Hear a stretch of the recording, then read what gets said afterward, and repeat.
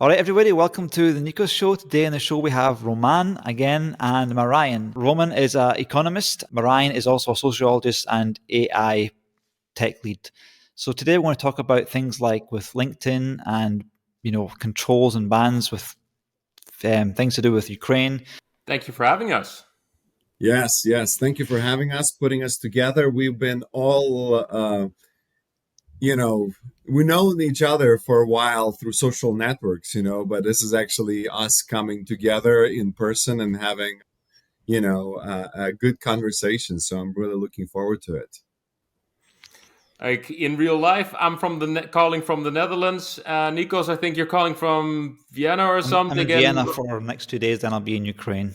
And Roman, where are you located again? Somewhere in the US, in the right? States, but again, in 2 weeks, I'm going to be in Ukraine as well. So I'm in the States right now.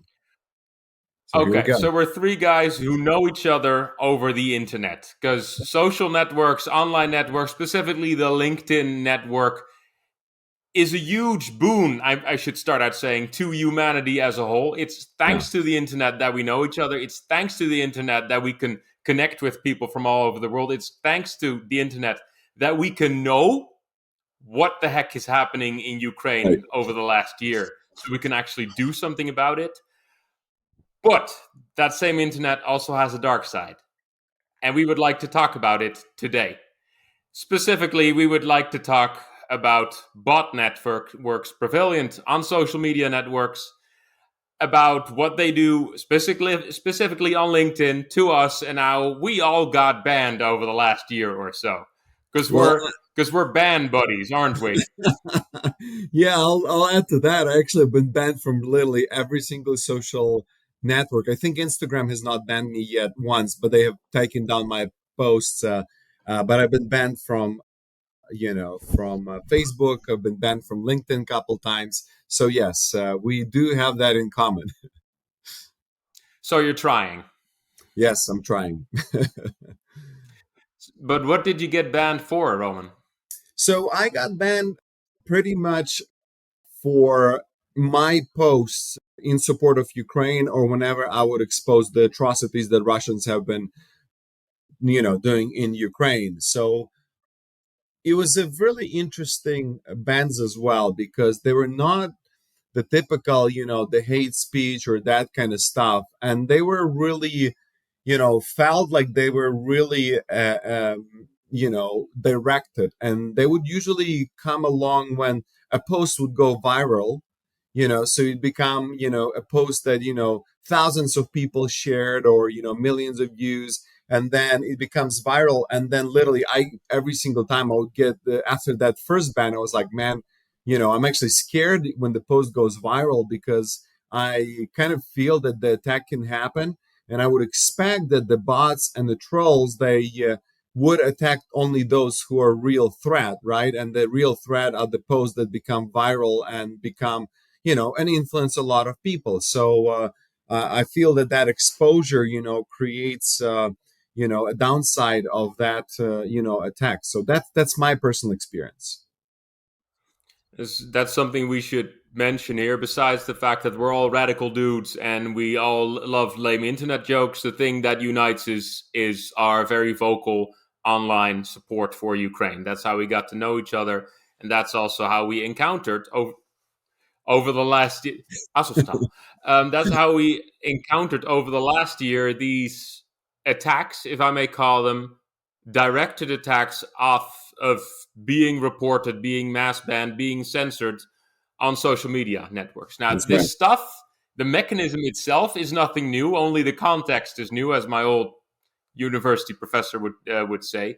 Because we've seen bot networks at work since like 2014, 2016. American elections were pretty well documented. Facebook and Twitter had mass misinformation campaigns from Russian actors. Obama himself confirmed this in speeches. But the whole thing there was that there was not a specific information push, as we would expect from traditional propaganda sources. No, the goal of such actions is always to spread fear and discord, to make people discuss, to get people to get people riled up and get people more extreme. The interesting thing is that this stuff started in 2011 in a way. Okay, I've been in the online data scene since 2007-8 with WikiLeaks, but we forget that this stuff started in 2011 when Putin was re-elected, which is when the Russians, for the first time, started enacting online bot networks domestically for their own Russian audience to spread discord and keep people from rioting en masse over the fact that Putin got re-elected, which is a misinformation campaign. Because if you divide people and they argue amongst each other, then they can't raise a fist against you. And this is an old Soviet tactic, really, but it is the basis of modern misinformation campaigns by Russia in the West, and they're more prevalent than we think. Yeah, beyond American. Yeah, and I just wanted to add to that it's not only in Russia that they have been employing these bot farms, but actually they have outsourced it very well, to countries like India, to Africa, and and that's why it's to Europe as well, even the United States. That's why it's sometimes so difficult to catch them, because the network is very widespread. There's actually books and research that has been done on this, documenting how widespread these networks are. And they clearly were probably the most prepared in this war, because the United States, I'm sure we use our own, propaganda channels as well. But the point is that United States, because it's a democracy, Netherlands, because it's democracy, Ireland, because it's democracy, whenever we expose these sort of things, and it prevents, from this to becoming widespread. But when you have, dictatorship like in Russia, of course, that stuff is never going to be, exposed to the extent that it could be in the West. And so it's becoming more and more prevalent. Yeah, and that makes us vulnerable in a way. The twist here, dear listeners, compared to a few years before, when these networks were focusing mainly on, leisure time social media, so the Facebooks, the Twitters. I remember the misinformation campaign during MH17. That's how I got involved in the Ukraine thing in 2014. So my country just lost 200 citizens. Yeah. Close to 196 citizens that day.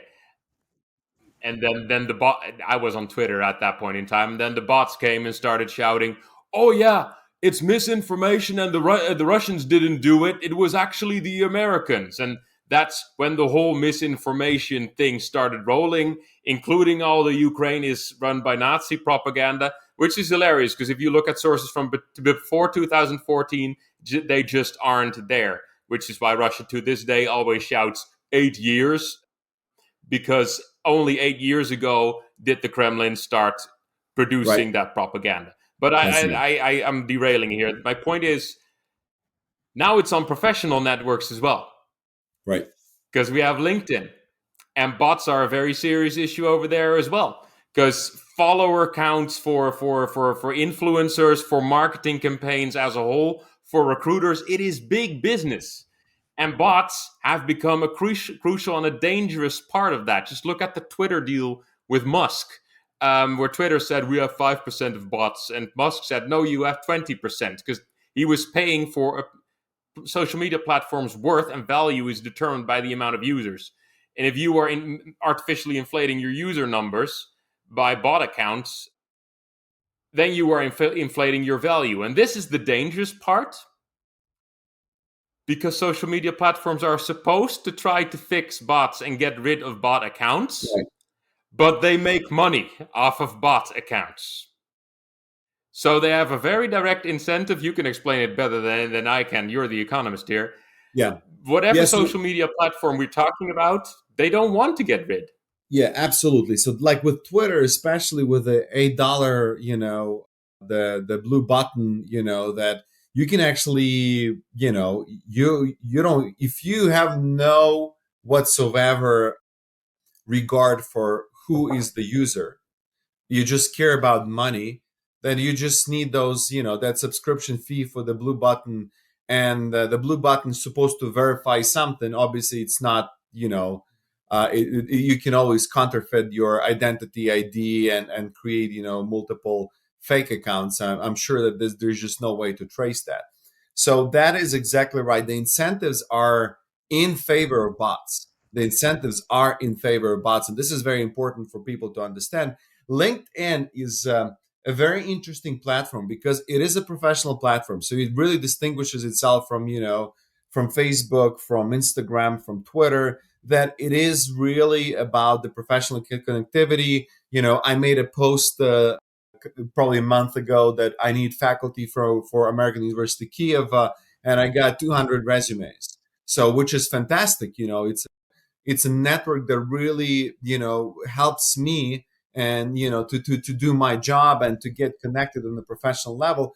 But at the same time, LinkedIn is also should be much more, I would say, defended or protected from bots because look, in LinkedIn, there's a lot of layers, right? You write your biography. Yeah, I'm gonna get to that. That's a point. But you can really verify if a person is a bot or not. It's a much better verifiable, platform because you can verify, the biography of the person. They have their education, where they work, all of the connections that they have.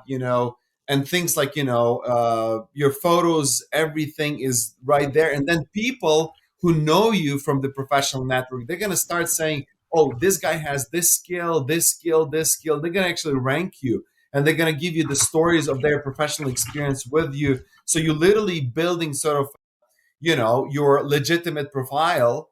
But so you should be at the level of LinkedIn, be able to verify if the account is a bot or not, if it's a troll or not, much more easily than Twitter or Facebook or some other accounts. So you would expect that LinkedIn is not as susceptible to these bots. But unfortunately, as we have seen, those who have been banned from LinkedIn, that it's not the case. And precisely because there is a monetary component that is attached to it. And so the LinkedIn is going to be paid. If you do a paid campaign through the LinkedIn, that you will be charged for each visit, let's say. So let's say that the campaign is structured in such a way that each visit that comes to you, that's a 3 cents that will be charged to your account. So they actually are incentivized to keep the number of users as big as possible, and they don't even care who those users are. And so that's, even though they have a system that they can truly verify, a much better, at least, system to verify if the account is a bot or not. But they also have this financial incentive that is going to say, hey, keep as many accounts as possible, and so that's the problem. That's the problem at its face value. That's the perverse incentive between credibility on one hand, because you need a good brand and you need to sell stuff, and sheer numbers on the other hand, and you can't have both. And the danger that we have today, or since last year really, is that the credibility is only lost to a select few, because it's only the people who care, who are targeted by the bots, who are dropping off the network, that you lose credibility with, not with the masses. Because let's be honest, if this stuff started caused LinkedIn to lose credibility with the masses, the same way Twitter's reputation went down the cat litter basket, they would be doing a whole lot more about it. But in like 2020 or 2021, the biggest source of bot problems on LinkedIn was people trying to sell you crypto. That was it. And with all due respect, those might have been the very same bot accounts, just running shop from Russia, from China, from various developing nations where it's cheap. And back then, I was posting and writing about all kinds of data ethics issues, about the farmer protests in India, about Julian Assange, about WikiLeaks stuff, over and over. I've been doing that for years. Never, ever was I reported or banned until I started writing about Ukraine. And that is the scary part to me. That is my data set going like, hey, this is weird. Because suddenly my posts are disappearing because one post gets mass reported for this is bullying, this is harassment, this is racism, this is fake news. usually completely unfounded and not even related to the post at hand. But, and there we get the mechanism, if 10 to 20 accounts, bot or not, report your post all for the same stuff, the algorithm automatically blocks and removes the post. Because if 20 people say it's harassment, then it's probably harassment. But if you do that to 3 or 4 different posts of the same person in one day, their account gets auto-locked and banned because this person is posting too much bad shit, bro. And that's how last summer I lost my account for a few days. Just couldn't log in anymore, and I had no clue what happened because, most likely theory, a bot network started mass reporting my posts. Yeah, and sometimes they can report posts that are several months old or several weeks old, and then all of a sudden it gets flagged up, Post from half a year ago. Yeah. That happened to me too. The popular ones. If they're not popular, they don't care. The popular ones, that really was the case for me. It's the viral post that literally exploded. And the scary part was that those were actually sort of a good posts, right? I don't even have to say, I can say something encouraging, like, saying like, the Ukrainian offensive, has retaken Kherson or something like this. And like, there's nothing. And then just people, if the bots, enough of them gonna get on it and say, well, this is one of the 3, or maybe even another reason to cite. And then basically that's it. The post gets blocked and you get banned. And it's, so here's, for you guys, the dilemma, how do we deal with this? What are the ways to fight this? Can we, increase our chances in this battle? Because you have a brotherhood of those who have been banned, but that's not a solution, right? Just getting together ex post after, we all suffered the same fate. There's a way, I still don't know the solution. That's why I'm posting this question to you and to the audience who are listening to us. How do we do this? To our audience, we wanted to invite more people, but they got banned, just so you know.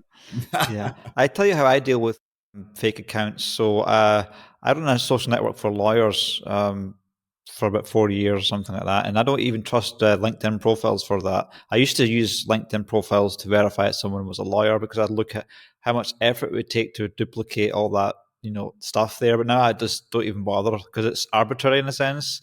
So I basically, if people want to verify as a lawyer, I say to them, show me your bar search page. It looks like a government page, and I go there, I find the email, message that email, because that is kind of harder to fake than a LinkedIn profile, to have an email on the government, because the government's verified that person. So if the government can't verify them, then there's no hope. So that's how I do it. Well, I mean, I do have trust. There is a top-down and a bottom-up approach to this. As I mentioned, the bot issue is not new, just the current iteration of it and it being weaponized to silence voices of people stuck in an active war and invasion.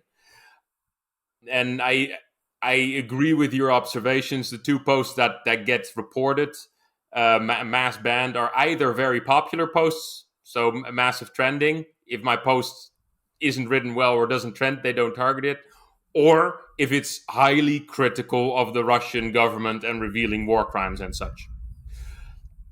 Now, the top-down approach to this we already discussed, which is more legislation, more control from the social network itself. We already saw a lot of legislation being enacted like that on the American side, like Zuckerberg being called into Washington, having to testify about stuff, and then being tasked with making Metaverse and Facebook a safer space, which I respectfully call bullshit on, because that's like tasking the burglar with fixing the issue, because the social media network itself, when tasked to get rid of all the bot networks for all the financial incentives we just discussed, they'll do a very bad job at it. So there's the problem with the top-down approach within the company itself. Now, on a higher level, what we're already seeing happening in Europe, hopefully, is legislation at national or international levels, like GDPR, like the new AI legislation that Europe is introducing, a lot of which is about algorithmic bias.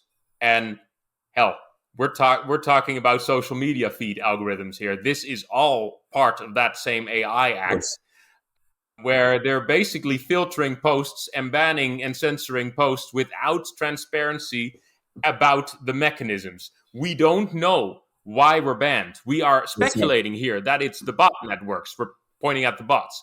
But really, we don't know. And the social media networks are not legally obliged to tell us why the heck they took us offline, which is okay when I'm just posting cat pictures, but is a huge risk to my career when I lose access to my professional contacts, when I lose my contacts as a salesman, as a recruiter, or God knows what. So because the field is finally maturing and the issues and consequences are getting a lot bigger, we will need more top-down legislation forcing these companies to be transparent about their decision-making. That is the core thing top-down, transparency about decision-making, because as long as they are not transparent about it, they can do whatever, and the bots abuse that. Non-democratic forces out there in the world abuse this lack of transparency in democratic nations, both in social media networks, as well as in politics, as well as in voting systems, as well as in news feeds as a whole, to cause dissent, cause fear, cause confusion, and to silence the voices that need to be heard. Yeah. Now, top down, we just need to ridicule them. And that's where NAFO comes in. Because the core thing, as Frankfurt Schule wrote in the 60s, the core thing with propaganda and the rotten fish tactic is to just repeat nonsense over and over until people start to believe it. Why does half of Europe think there are Nazis in Ukraine? Okay, they might have gotten 1% of the political vote, but my country of the Netherlands has far-right parties that get a lot more votes every year, and the same goes for France. The same goes for pretty much every country except Germany. So that's a non-issue. But because people keep yelling that over and over, repeating it over and over, the smell sticks and people start to associate it.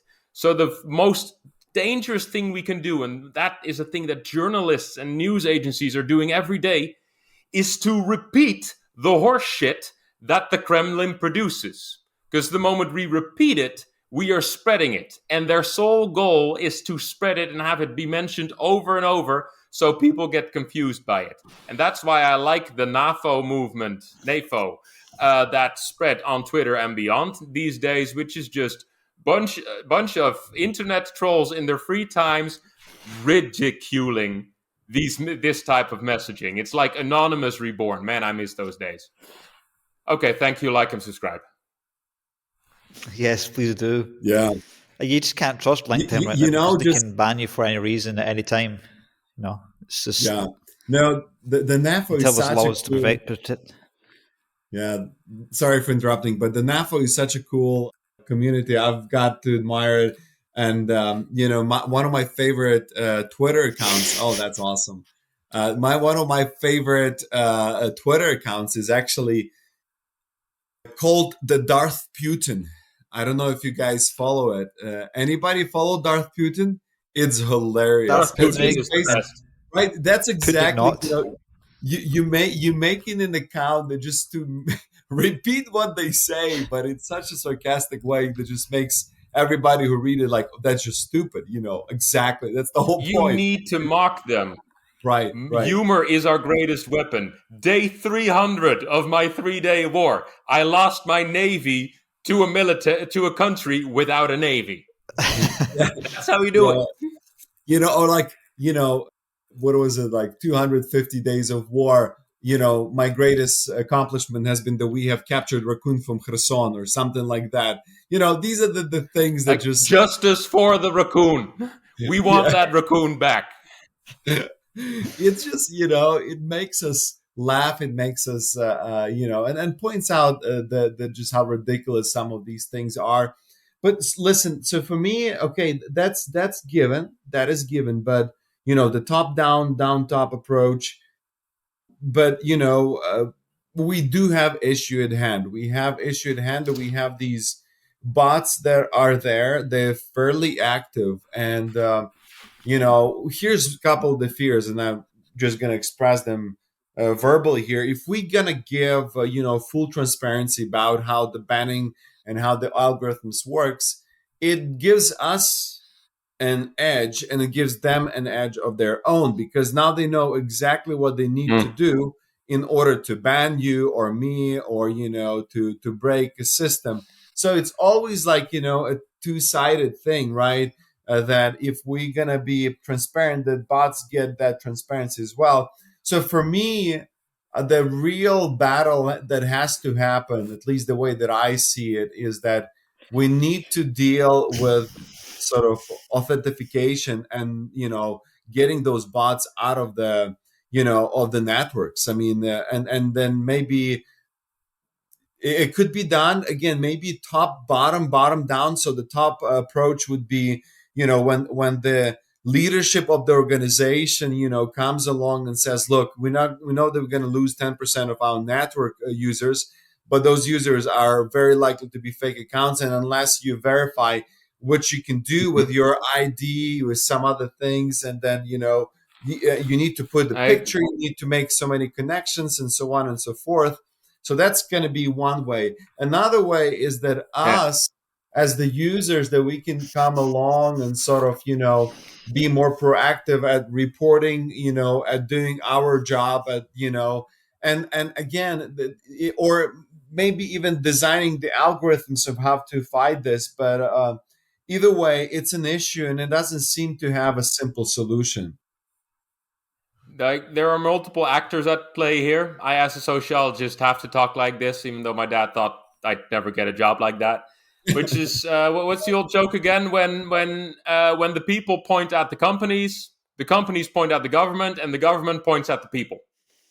Meaning, we all tell somebody else, you have to do something about it. So I just talked about the top-down approach for corporations, who don't want to change it. And we talked about the governments who will enact legislation, but it's way too late, and because it's always lagging behind. Nikos and I had some really nice long talks about ChatGPT and deepfakes before on this topic. But then there's the people as well, and there we need awareness. While on the government side, we need to enforce transparency, because from transparency, at least in my opinion, from transparency comes authenticity and comes responsibility, because you can't hold any mother fluffer responsible if you don't know, if there's no transparency on what they're doing. But on the people side, where we're mainly stuck with, there's a lot of how we call that in English? People who barely know how computer works. In Dutch, we call them digibeten, dummies, which is digital and analphabetics, but digitally. Digital moron. Yeah, fair. Yeah, basically that. But digital literacy is another core issue here, in that we are very sensitive to being tricked. In Dutch, we have this great saying, well, I read it on Facebook, so it has to be true, which is the core issue here. And this is suddenly not a Ukraine problem anymore. It's a much bigger, longer problem. But these tactics, these banning tactics and the misinformation tactics are only so effective because the people are very vulnerable to it. And I am both positive and negative about this, because I'm sure the next generation will be slightly less vulnerable to this, as long as they stop installing TikTok at a scale. But it's going to take a while. And time is not in our favor here. So then again, I'm looking at advocacy and at government stuff, because educating the people takes too long, and the companies are not willing to change. Yeah, and by the way, I noticed resources, right? So And notice that with my parents, there's not enough people to moderate. They get so easily influenced by some of this information, and it's they're just again, you have not grown up in this era. They have not been thinking as deeply about these issues as we have. So yeah, I mean, it's going to take time, especially for the new generation to get to that speed. But sorry, Nikos, I interrupted you. I know that it's your podcast. You are in charge, and we kind of no, this is great. I like surfing today. I'm just surfing and letting you guys do the podcast today. Podcast, so please, I'm outsourcing the podcast today. Anyway, just two experts together and just like print the money, you know. Keep speaking advertisements. If I may interject here, you probably haven't played Metal Gear Solid 2 at some point in the early, I think it's the year 2000 by Hideo Kojima. I've played it, yeah. This is related to the matter at hand, I swear. Over there was a super AI taking over the world, of course, in the year 2000. And the super AI was producing fake news. Or we didn't even call it fake news back then. It was just propaganda. But they weren't lying to the people. What they were doing, and that's the literal quote, "We will drown them in truth." And that is exactly what is happening right now. And that guy, and then they had to censor half the game because 9/11 happened, and the ending of it was in Washington, in New York, and they literally had to remove the Twin Towers from the game, which was interesting because he even predicted blowing up half of New York.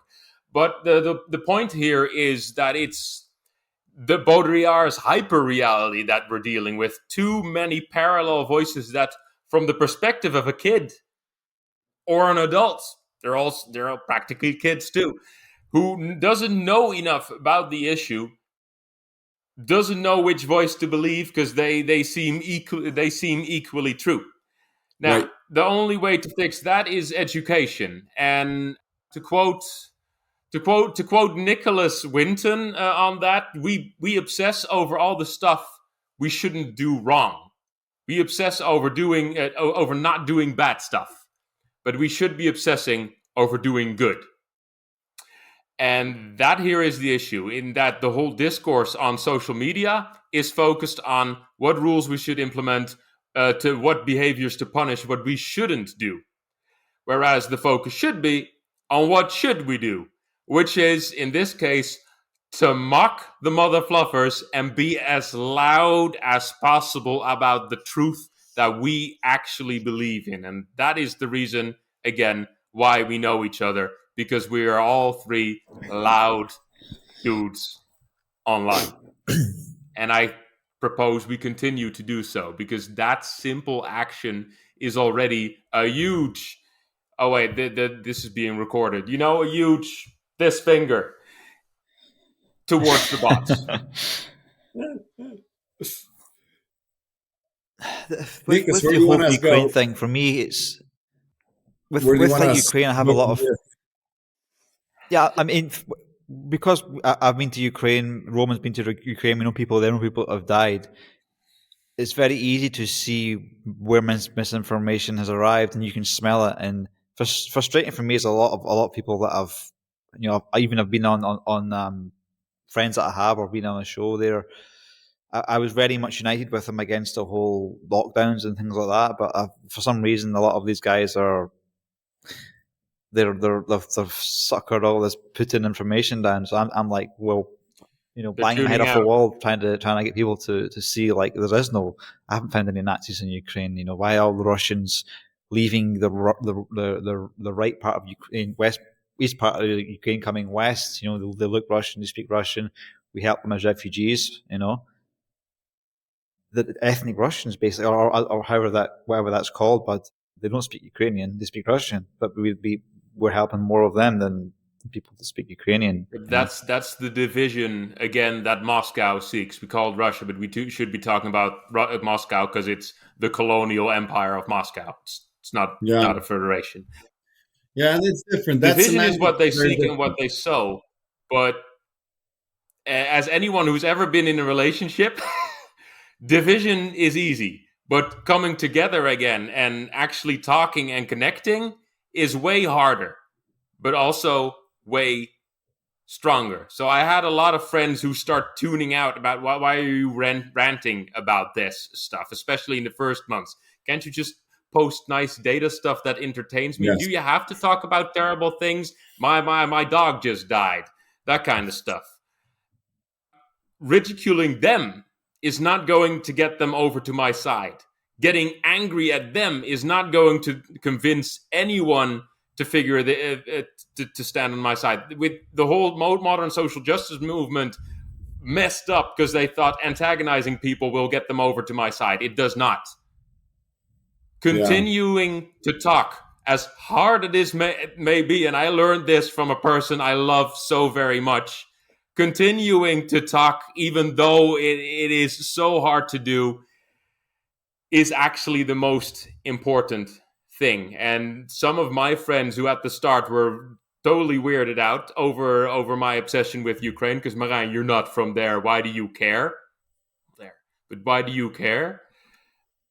By now, they sort of understand. And some are actually supporting the stuff now with fundraisers and such. Not because I called them names, not because I ridiculed them, but because I kept talking calmly and warmly and pushing a message way stronger than any misinformation from any Moscow bot. What I get annoyed with is just people's laziness. When they come up with all these facts and figures about how evil Ukraine is, I'll say to them, okay, when was the last time you visited Ukraine? Come to Ukraine, meet the people. They don't want to do it. They don't want to spend the money to come here. They just want to believe their propaganda. It's easy, and we're lazy. Yeah, and look, I'm guilty as charged in this. I've I guess at one point of time I just reached the threshold of my tolerance towards this. But yeah, I mean, there are people obviously that I think you can win them over by argumentation and talking and patience and this and that. But then there's just this. Then there's trolls and bots that should be just completely ignored, blocked, whatever you want to do with them. That just doesn't, ridicule, laugh, post jokes, in response to that. And then there is this middle ground, right? So middle ground is sort of, people are very set in their ways. I mean, you're just going to be wasting your time by going back and forth. They're not bots. They're not trolls, but they're also not very reasonable. They, as what Nikos pointed out, they're not going to bother going to Ukraine and spending time and figuring out the truth. They're not going to bother reading alternative sources of information.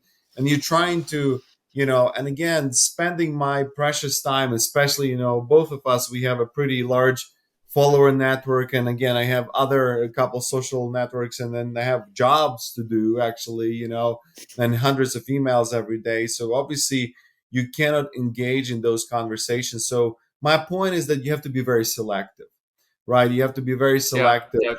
And then again, as I said, given that also my level of tolerance has really been on the edge these days, it's seldomly that I will actually engage somebody more intellectually to go the mile with them and help them to transform, just because no time and the likelihood of success is so low that for me as an economist, the benefits don't outweigh the cost, and that's why I just drop, or I'm gonna so that's just definitely my 5 cents.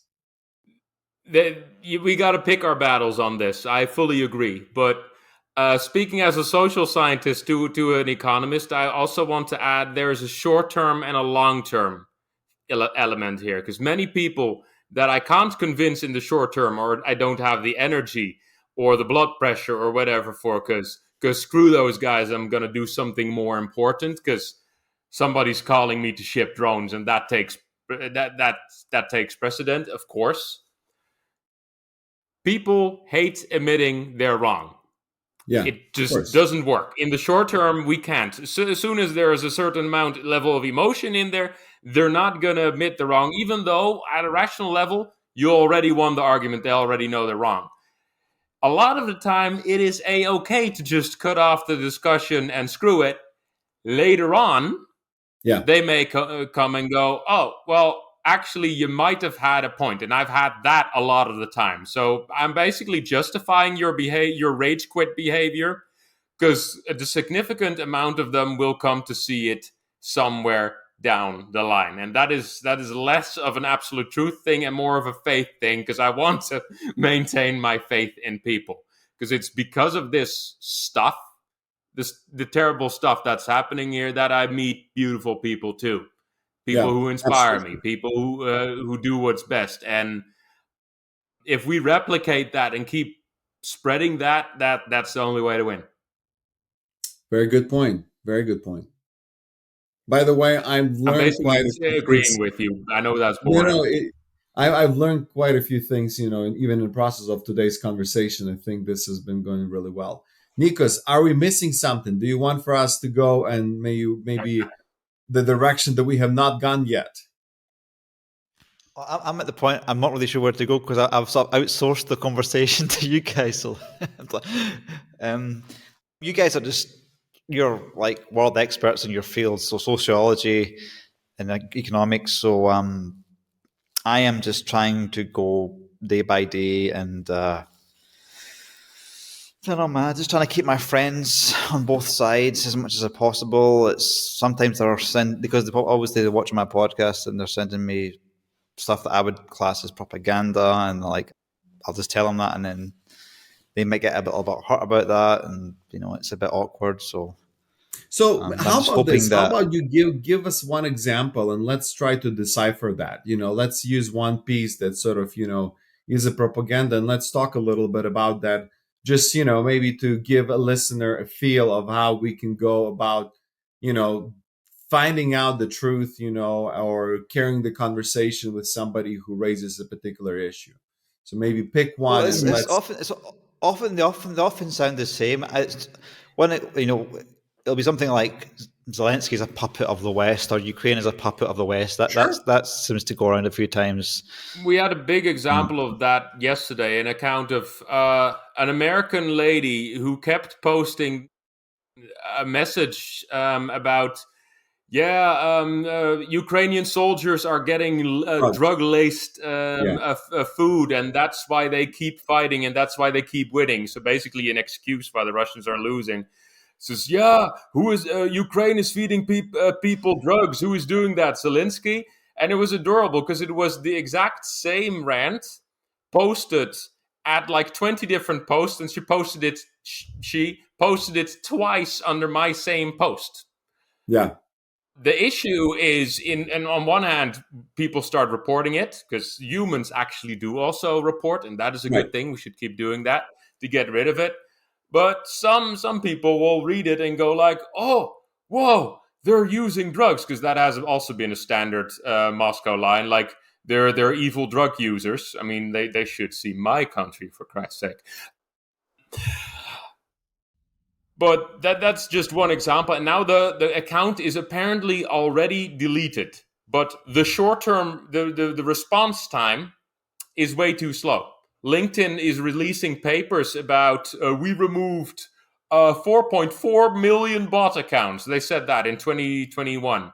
But they don't release any statistics about their total bot counts. So I don't know if 4 million is a lot or not. And the whole thing here is not that they removed the post the day after or the person the day after, but that during that day, the misinformation was spread. And that person is probably, we've seen guidebooks, Moscow guidebooks have been released by this.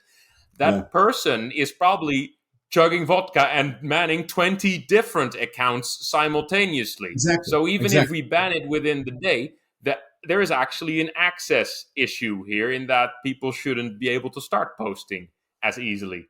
I think I'm just literally grabbing the example from yesterday here. Right. So that example, I think, is more of sort of a bot generated example that, will probably die out pretty soon, because again, it's just not, it's going to be very difficult for it to be, verified, and it's not going to come up in the conversation probably next month.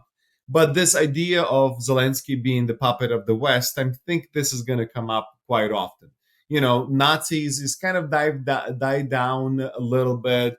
There's now it's a Satanism, and what else? There's other things that, Russia is defending, but then I think Zelenskyy question is going to be raised quite a lot of times, right? So let's maybe talk a little bit about it. So here we have a guy that becomes obviously on the populist vote, becomes a president, and he, let me just give you my response to this, to how I would have responded to that. And that is, that Zelenskyy, just the way that he came along, I mean, he cannot be anybody's puppet because he wants such an overwhelming, support from people. He is a people's person. He's a populist, big time populist, that won the election in Ukraine by a huge majority, the 73%. I mean, you have to understand, we've never had such elections in Ukraine. It's always been like 50-50, 52 to 48, and it's never, but this guy just overwhelmingly wins. So it's not the result of the West or somebody, influencing. It's just the will of Ukrainian people. By the way, I did not vote for him. I'm still a Ukrainian citizen. I did not vote for him because I thought that he's not a professional, which he's not. He is a people's person. He is his profession was a comedian. He did run a successful business, so he's also an entrepreneur. So you cannot just tell him, he's a comedian. No, he actually, it's his business. He built this whole, network, right? So basically, but again, he's not a professional politician. He's not an economist. So a lot of things that he made mistakes, throughout his career are because he's not a professional. But, he's definitely not a somebody else puppet because he just represents a typical Ukrainian. So that's the first thing that I would say. That's a very strong argument. Anybody who should be understanding that, this was not a marginal person. It was a slam dunk. He really represented the feel how people of Ukraine felt. The second thing that I would also say about, Zelenskyy being the puppet, I mean, of course, if he was a puppet, he would have probably fled Ukraine very early on in this war, because that's exactly what the West was trying to convince him. They were saying, hey, dude, most likely your country is going to be overrun. If you want to be saved, come to our country. We're going to protect him. But he actually went against that advice. He stayed in Kiev. He was very vocal. Look, give me ammo. Don't give me a ride. And that probably should again point out that this is okay. He's not really a puppet because this guy is putting his life in danger. His life has been, at least 12 documented attempts of assassination, on his life. So again, that would be another point of evidence that, this guy is not being controlled by anyone. Now, is he reaching out to the West? Absolutely. I mean, who else can he reach? That's the first line of defense. We Ukrainians cannot stand in this fight by ourselves. We know that very well. If it wasn't for the Western military equipment, if it wasn't for, for England's help, if it wasn't for Netherlands, if it wasn't for the United States, we would not be able to fight this monster. And the reason that the Russian army is, disseminated today is because of the help of the West. So, of course, that's going to happen. Of course, those meetings, and he's going to be asking, he's going to be talking to the West, and it will appear as if he's working for the West, but he's working with the West for Ukraine. So those are the things that that needs to be pointed out. Now, when the discussion comes, and this is very important, when the discussion then comes at the level, this is a proxy war, which is very often this is where it goes through, and the point here that I always try to point out that the West is just using Ukraine as a puppet to achieve its objectives. I mean, look, this can end in a day if Russia just pulls out its military and it's done. The West is not going to attack Russia. Ukraine is not going to attack Russia. This is just silly, Even when NATO puts its, air defense systems on the Ukrainian border, again, they're not going to make the first step. They never wanted to. That it's all a source of propaganda. Just think about this. What is the ultimate, desire for the West? And that is to create a protection from Russia, which they've been right so far. Russia has been aggressively attacking these smaller countries, and now they actually picked the enemy that is formidable and that they cannot swallow. And now the West is actually helping them. So my point is, to bring up some strategic elements like this. So those are the line of conversations that I would go about in order to try to convince somebody that, it's this is just not the case. Maybe you guys can add to this, but it's just my thoughts. If I may respond to this with 2 points, because you raised 2 very important points here. One is that indeed the propaganda lines have changed significantly over the last year. At the start, it was hardcore, good old Soviet-style propaganda of we're yelling something that is fake and saying it is real. Ukraine is all Nazis, there's going to be nukes, blah, blah, blah. And the best, their air force is already gone. They're already in Kiev. The entire country is overtaking. The first few days of the war were insane in terms of propaganda because they were just saying the country is already taken. And we moved to a way more subtle version where it's not hard misinformation, but more Goebbels style. So Goebbels from Nazi Germany, that guy knew his stuff. I'll admit, which is the best kind of lie has a core of truth.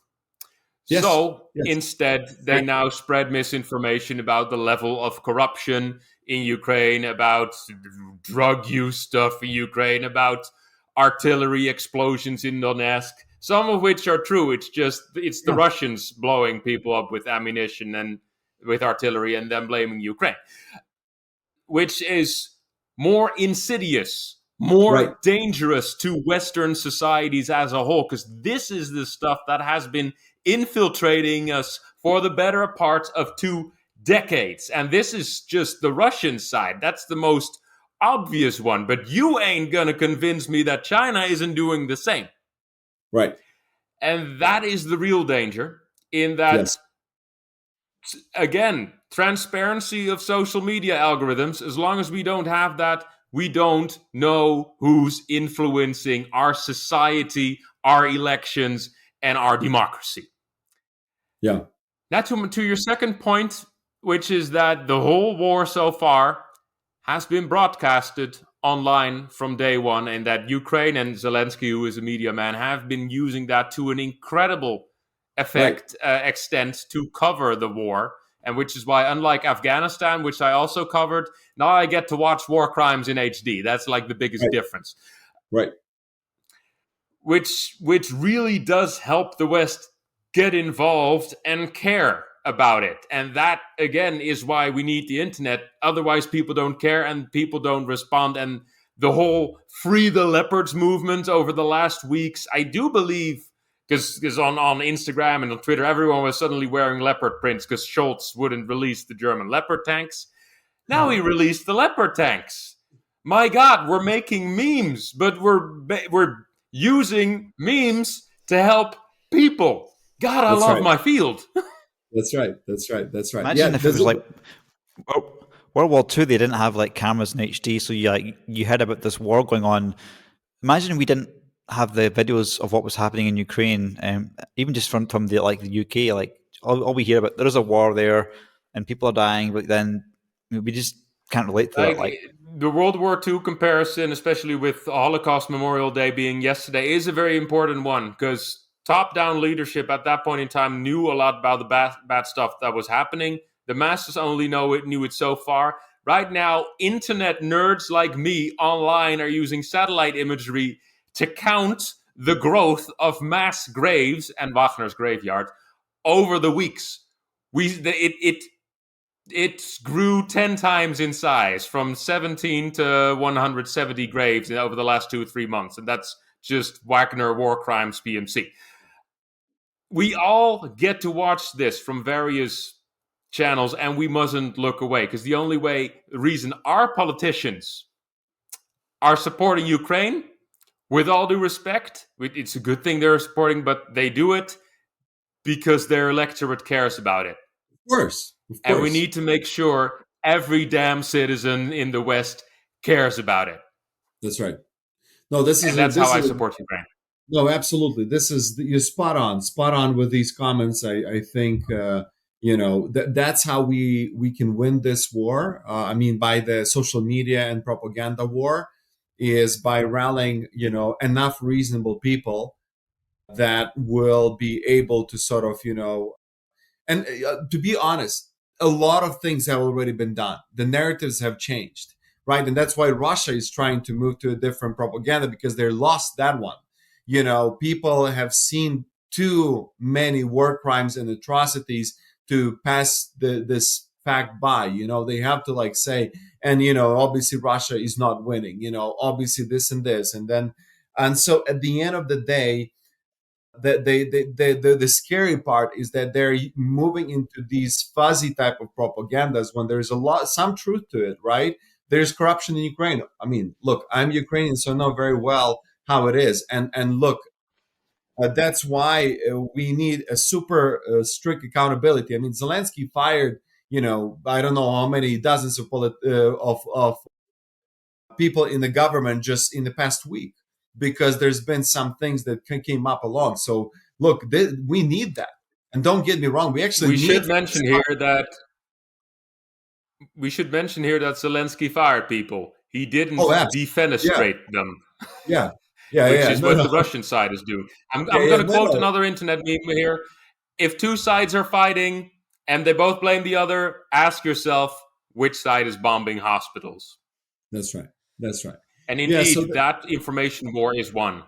Yeah, so we are definitely, in a much better grounds than we used to be. And because I remember the first days of war, I mean, that was brutal. It was there's so much activity from the Russian side, and they were just literally, but we really want this, because again, you can tell people that this is a white phone. This is no, it's black, but no, look at this. Once you put it at a specific angle, it's going to reflect and you see it white, but no, look, this is actually black phone.